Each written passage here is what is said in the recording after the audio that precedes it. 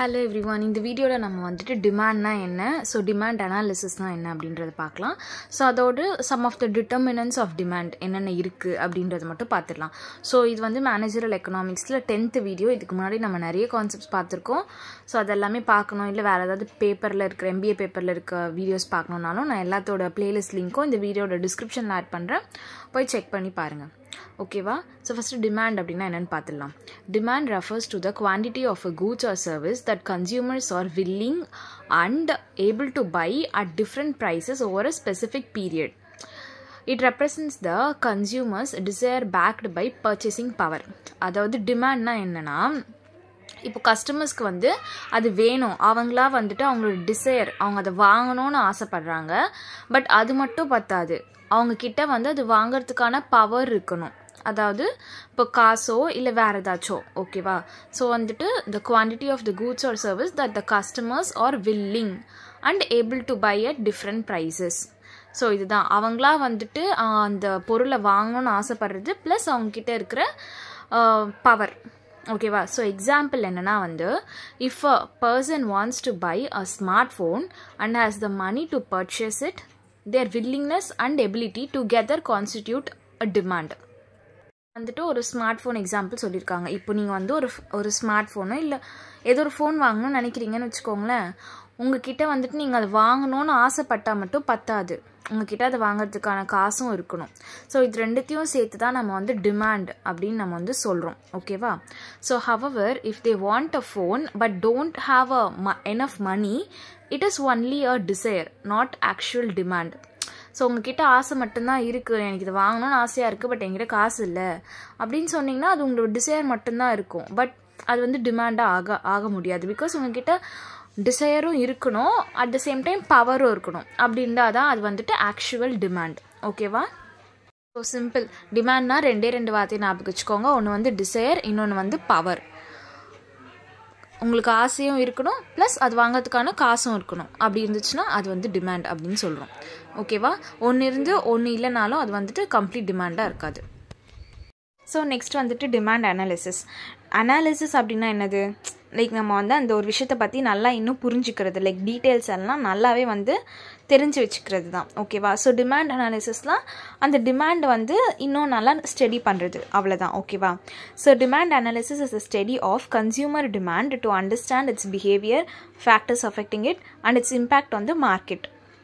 So businesses and economists use demand analysis to forecast the sales, set prices and make production decisions. So இதுலேருந்தே நமக்கு தெரியும் என்னென்னா demand என்ன இருக்குது அப்படின்றத வந்து, அதாவது கன்சியூமரோட டிமாண்ட் என்ன அப்படின்றத நல்லா தெரிஞ்சுக்கிறது, அது ஸ்டடி பண்ணுறது. அந்த பிஹேவியர், அவங்களோட ட்ரெண்ட், அவங்க எப்படி வந்து இப்போது கன்சியூமர், நான் தான் வந்து கன்சியூமர் அப்படின்னா எனக்கு என்னென்ன பிடிக்கும், நான் என்னென்ன மார்க்கெட்லேருந்து வாங்குகிறேன், நான் என்னென்ன அடிக்கடி வாங்குகிறேன் அப்படின்றத நல்லா தெரிஞ்சுக்கிட்டா தான் அந்த ப்ராடக்டை வந்து அவங்க இன்னும் வந்து நிறைய ப்ரொடியூஸ் பண்ண முடியுமா, இல்லை அது தேவையில்லையா, யாருக்கும் அது பிடிக்கலையா பிடிச்சிருக்கா அப்படின்றத தெரிஞ்சுக்கிறது தான் வந்து டிமாண்ட் அனாலிசிஸ். ஓகேவா? ஸோ எதுக்காக இதை தெரிஞ்சுக்கிறாங்க? கன்சியூமர் எதை வந்து அதிகமாக விரும்புகிறாங்களோ அதை தான் வந்து அவங்க அதிகமாக மார்க்கெட்டுக்கு கொண்டு வரதுக்கு ட்ரை பண்ணுவாங்க.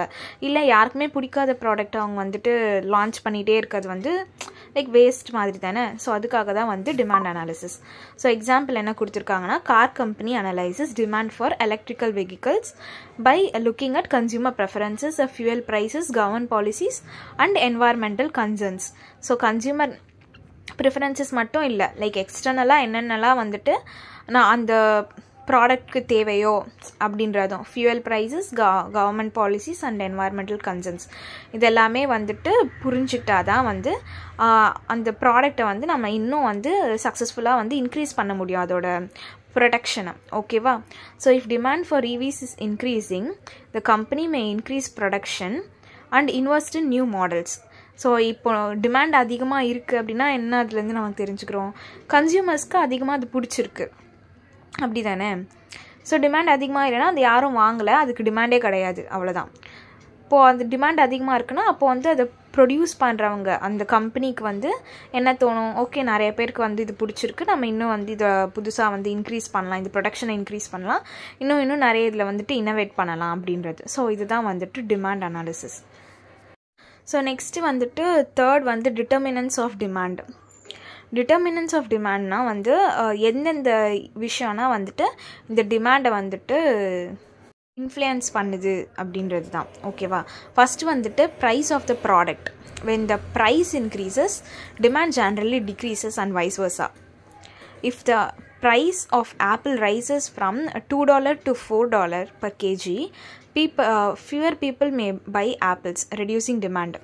டிமாண்ட் பொறுத்த வரைக்கும் ப்ரைஸும் வந்துட்டு டிமாண்டும் எப்பயுமே வந்துட்டு இன்வர்ஸாக தான் இருக்கும். இப்போது டிமாண்ட் அதிகமாக இருக்குது அப்படின்னா அதோட ப்ரைஸ் வந்து ஆப்வியஸ்லி கம்மியாக இருக்கும். இப்போ இங்கே கொடுத்துருக்க எக்ஸாம்பிளே எடுத்துப்போம். இப்போ ஆப்பிளோட ப்ரைஸ் வந்துட்டு மோஸ்ட்டாக நமக்கே தெரியும், எப்பயுமே அது அதிகமாக தான் இருக்கும். நம்ம வந்து இங்கே டாலரில் கொடுத்துருக்காங்க, நம்ம வந்து ருபீஸில் எடுத்துப்போம். இப்போ ஒரு கிலோ ஆப்பிள் வந்து 200 சொல்கிறாங்கன்னு வச்சுக்கோங்களேன். அது ஒரு ஃபேர் ப்ரைஸ் அப்படின்னா நம்ம வந்து வாங்குகிறோம். ஓகே, ஆப்பிளே நம்ம வாங்குகிறோம். பட் ஒரு கிலோ ஆப்பிள் இப்போ திடீர்னு 500 சொல்கிறாங்க. அப்போ வந்து நம்ம ஆப்பிள் வாங்குவோமா? வாங்க மாட்டோம். ஆப்பிளுக்கு பதிலாக வேறு என்ன வாங்கலாம்? சாத்துக்குடியோ இல்லை ஆரஞ்சோ வேறு என்ன வாங்கலாமோ வாங்கிட்டு போய்டுவோம், அவ்வளோதான். ஸோ ஆப்பிளோட டிமாண்ட் வந்து அப்போ கம்மியாயிடும். கரெக்டாக? ஸோ அதுதான் சொல்கிறாங்க, அப்போ ப்ரைஸ் ஆஃப் த ப்ராடக்ட் அதிகமாகும் போது அதோட டிமாண்ட் வந்துட்டு கம்மியாயிடும் அப்படின்ட்டு. நெக்ஸ்ட் வந்துட்டு income of consumers. Higher income generally increases demand while lower income decreases it. Example, a person earning $5,000 per month may buy more luxury items than someone earning $2,000. So அதாவது இப்போது என்கிட்ட காசு அதிகமாக இருந்துச்சுன்னா நான் அதிகமான ரேட் இருக்கிற ப்ராடக்ட்ஸு அதிகமாக நான் வந்து செலவு பண்ணுவேன். ஸோ அப்போ வந்துட்டு டிமாண்ட் அதிகமாகும். இப்போ ஆப்பிள் வந்து நான் வந்து அதிகமாக இப்போ எப்படி சொல்கிறது, 1000 இங்கே டாலர் சொல்கிறாங்க, நான் வந்துட்டு இப்போ 50,000 சம்பாதிக்கிற மாதம். அப்போ எனக்கு 500 கொடுத்து ஆப்பிள் எனக்கு ஆப்பிள் பிடிச்சிருக்கு, என்கிட்ட அதுக்கான பவரும் இருக்குது, 500 கொடுத்து நான் ஆப்பிள் வாங்குகிறேன் அப்படின்னு சொல்லும்போது அந்த டிமாண்டில் எந்த பிரச்சனையும் இருக்காது. ஓகேவா? என்கிட்ட அதிகமாக காசு இருந்துச்சுன்னா நான் அதிகமாக இருக்கிறத வாங்க போகிறேன். பட் என் சேலரியே ரொம்ப கம்மி தான், அப்போ நான் வந்துட்டு 500 கொடுத்து இந்த ஆப்பில் வாங்கணுமா அப்படின்னு பார்க்கும்போது என்னால் வாங்க தேவையில்ல, நான் அதுக்கு பதிலாக வேறு ஏதாவது சீப்பராக வாங்கிக்கிறேன் அப்படின்னு நினச்சிப்போம். ஸோ அதுதான் வந்து இங்கே சொல்லியிருக்காங்க. அப்போ இன்கம் ஆஃப் கன்சியூமர்ஸ் அதுவுமே வந்துட்டு ஒரு டிட்டர்மினன்ட். நெக்ஸ்ட்டு வந்துட்டு prices of related goods.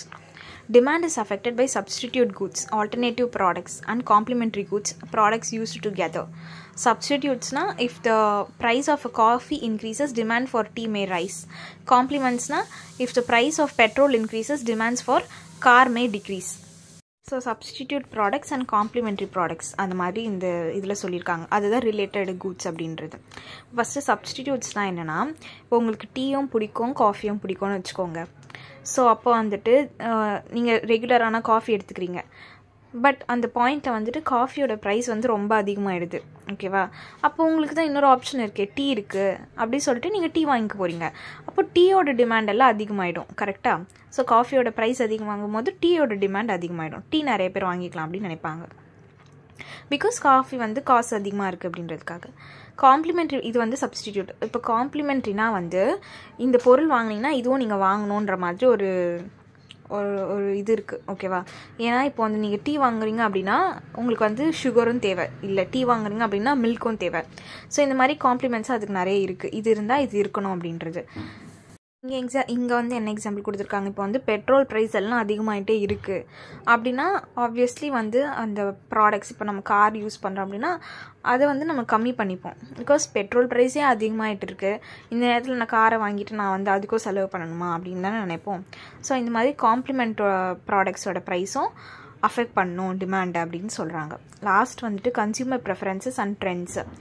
Changing taste, fashion and advertising impact demand. Example, if fitness trends promote plant-based diets, demand for plant-based milk may rise. So consumer ட்ரெண்டுக்கு ஏற்ற மாதிரியும் வந்து demand மாறும். ஒரு டைமில் வந்துட்டு ஒரு சில ப்ராடக்ட்ஸ் எல்லாம் பீக்கில் இருக்கும், அது கொஞ்ச நாளுக்கு அப்புறம் அதெல்லாம் வந்துட்டு இது வேண்டாம் அப்படின்னு நமக்கு வந்து தோணிடும். நீங்களே பார்த்தீங்கன்னா ஒரு டைமில் வந்துட்டு இந்த மாதிரியான சுடிதார் டைப்பு, இந்த மாதிரியான ரசக்களி மசக்களி அப்படின்லாம் வந்து ரொம்ப ஃபேமஸாக இருந்துச்சு. அதுக்கப்புறம் அந்த ட்ரெண்டு போனதுக்கப்புறம் அது வந்து அதோட டிமாண்ட் எல்லாம் கம்மியாயிடுச்சு. ஸோ அப்படி தான் வந்துட்டு இருக்கும். ஸோ இதுதான் வந்து கன்சியூமர் ப்ரெஃபரன்சஸ் அண்ட் ட்ரெண்ட்ஸு. இதுக்கேற்ற மாதிரியும் வந்துட்டு டிமாண்ட் சேஞ்ச் ஆகும். ஓகேவா? நெக்ஸ்ட் பாயிண்ட் வந்துட்டு expectations about future prices. If people expect prices to rise, they may buy now, increasing demand. If people expect gold prices to go up, they may purchase gold today, increasing current demand. இப்போ நமக்கே தெரியும். So சில products எல்லாம் வந்துட்டு நாளாக அதோட price இன்னும் அதிகமாகிட்டு தான் இருக்கும், அது எப்படியும் கம்மியாக போகிறதில்ல அப்படின்னு நினச்சிட்டா இப்போ எங்கிட்ட காசு இருக்குன்னா நான் இப்போவே வாங்கிடலாம் அப்படின்னு நினைப்போம். எக்ஸாக்ட் இவங்க சொன்ன மாதிரி எக்ஸாம்பிள் வந்து கோல்டு தான். கோல்டோட ப்ரைஸ் இன்னும் போக போக அதிகமாகிட்டே தான் இருக்கும். அப்படின்னா நம்ம பெட்டர் நம்ம இப்போவே வந்து அதை வாங்கி வச்சுப்போம் அப்படின்னு நினைக்கும் போது இப்போது கரண்ட் டுடே அதோட டிமாண்ட் வந்து அதிகமாக இருக்குது. ஓகேவா? ஸோ இதுவுமே வந்துட்டு இம்பேக்ட் டிட்டர்மினண்ட்டாக இருக்குது டிமாண்ட். நெக்ஸ்ட் வந்துட்டு population and demographics. A large or younger population may increase demand for specific products. Example, a growing young population may lead to higher demand for smartphones and gaming consoles. So இதுவும் நமக்கு தெரிஞ்சது தான். Like population அதிகமாகவோ இல்லை அந்த டெமோகிராஃபிக்ஸோ அதுக்கேற்ற மாதிரி மாறும்போதோ நம்மளோட டிமாண்ட் வந்து அதிகமாகும். இப்போதைக்கு சொன்ன மாதிரி ஸ்மார்ட் ஃபோன்ஸ் இப்போது கிடையாது, இது கொஞ்சம் நாள் முன்னாடியே வந்துட்டு ஸ்மார்ட் ஃபோன்ஸ் எல்லாம் வந்துடுச்சு. அதே மாதிரி இந்த கேமிங் கன்சோல்ஸு PS5 இதெல்லாம் வந்து இப்போது யங்கர் பாப்புலேஷன்ஸ் அதிகமாக வாங்குறாங்க, அதோட டிமாண்ட் இப்போதைக்கு அதிகமாக இருக்குது. ஸோ அதை தான் சொல்கிறாங்க. நெக்ஸ்ட் வந்துட்டு government policies and regulations. Taxes, subsidies and regulations impact demand. Example, if a government provides subsidies on electric vehicles, demand for EVs may increase. மாதிரி கவர்மெண்ட் பாலிசிஸ் அண்ட் ரெகுலேஷன்ஸும் டிமாண்ட் வந்துட்டு impact பண்ணுது அப்படின்னு சொல்கிறாங்க. Next last வந்துட்டு seasonal factors. Certain products have higher demand in specific seasons. Example, ice creams have higher demand in summer while jackets sell more in winter. இது நமக்கே தெரிஞ்ச விஷயந்தான். Seasonal factors. Ice cream எல்லாம் போயிட்டு வின்டரில் சில பேர் சாப்பிடுவோம், எனக்குமே பிடிக்கும். பட் அதோட டிமாண்ட் அவ்வளோ அதிகமாக இருக்காது. ஓகேவா? இப்போ சம்மர் சீசன் பார்த்திங்கன்னா ஏன் டெய்லி கூட சாப்பிட்லாம், எப்போ வேணால் சாப்பிட்லாம் அப்படின்ற மாதிரி டிமாண்ட்ஸ் இருக்கும். லைக் அந்த சம்மர் சீசன் வந்துட்டாலே இந்த வாட்டர்மெலான் அங்கங்கே குட்டி குட்டியாக கடை போட்டுட்டு இந்த மாதிரி ஐஸ்கிரீமோ பாதாம் மில்க்கு ஜூஸு எல்லாமே வந்துட்டு போயிட்டுருக்கும். அதுவே வின்டரில் நம்ம இதை வந்து பார்க்க முடியாது. கரெக்டாக? ஸோ அதே மாதிரி வந்து இந்த ரெயின் கோட்டு ஜாக்கெட் இதெல்லாம் வின்டர் வரதுக்கு முன்னாடியே ஸ்டார்ட் பண்ண இது பண்ணிடுவாங்க. பிகாஸ் அடுத்தடுத்து அவங்க வந்து டிமாண்ட் அதிகமாகும், வாங்குவாங்க அப்படின்னு சொல்லிட்டு. இதுவுமே வந்து ஒரு டிமாண்டை லைக் இன்ஃப்ளூயன்ஸ் பண்ணுறதுக்கான ஒரு ஃபேக்டர் அப்படின்னு சொல்கிறாங்க. ஸோ இது வரைக்கும் பாருங்கள். ஏதாச்சும் டவுட்ஸ் இருந்ததுன்னா கமெண்ட்டில் சொல்லுங்கள். நெக்ஸ்ட் என்ன வீடியோ வேணும் அப்படின்றதும் கமெண்ட்டில் சொல்லுங்கள். ஓகேவா? வீடியோவில் இருக்க அதாவது டிஸ்கிரிப்ஷனில் இருக்கிற பிளேலிஸ்ட் லிங்க் எல்லாம் போய் செக் பண்ணி பாருங்கள். சேனலை சப்ஸ்கிரைப் பண்ணிக்கோங்க. தேங்க்யூ.